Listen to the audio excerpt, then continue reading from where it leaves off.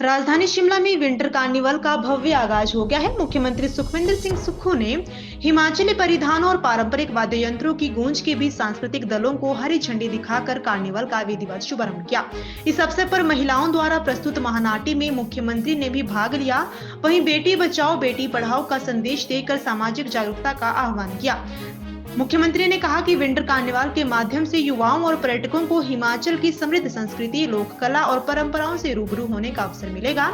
उन्होंने देश विदेश के पर्यटकों से हिमाचल आने और यहां के स्वच्छ वातावरण व सांस्कृतिक विरासत का आनंद लेने की अपील की। विंटर कार्निवाल के दौरान मॉल रोड और रिच मैदान में विभिन्न सांस्कृतिक और मनोरंजक कार्यक्रम प्रस्तुत किए गए। बहुरूपीय जादूगर और अन्य कलाकार दर्शकों का मनोरंजन करेंगे। कार्निवाल स्थल पर आकर्षक सेल्फी पॉइंट भी बनाए गए हैं। सुरक्षा और व्यवस्था को लेकर प्रशासन ने शिमला शहर को 5 सेक्टरों में विभाजित कर व्यापक प्रबंध किए हैं। हर वर्ष हजारों पर्यटक शिमला आते हैं, हिमाचल प्रदेश में आते हैं, मनाली आते हैं, धर्मशाला आते हैं।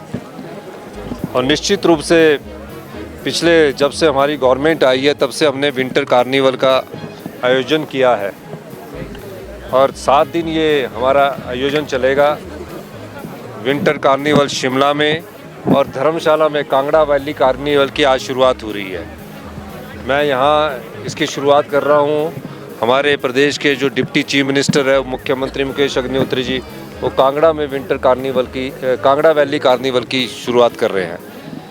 पर्यटकों को यहाँ के संस्कृति का पता लगे, यहाँ के जो हमारे भोजन है, हमारी खान पान है, उसका पता लगे और जो हमारी स्वयं सहायता समूह की संस्थाएं हैं, हिमरा और हिमाचल के कल्चर की जानकारी इस विंटर कार्निवल के माध्यम से पूरे देश में हम देने की कोशिश कर रहे हैं। एक प्रयास है और उस प्रयास के तहत हम इसमें आगे बढ़े हैं और मुझे खुशी है कि इस कार्निवल से जहां हमारे देश के पूरे पर्यटक यहां आएंगे, हमारी संस्कृति के बारे में जानेंगे, हमारे खान पान के बारे में जानेंगे, उसका फ़ायदा और हमारे जीवन यापन किस प्रकार का है वो सारा इस कार्निवल के द्वारा हम प्रदर्शित करते हैं।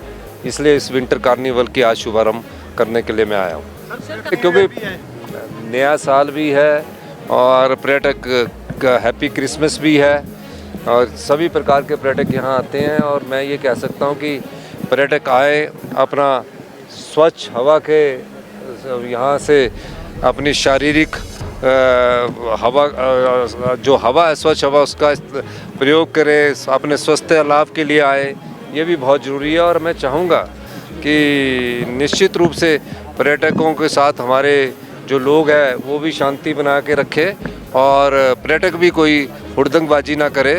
तो इसलिए मैं ये कहना चाहता हूँ।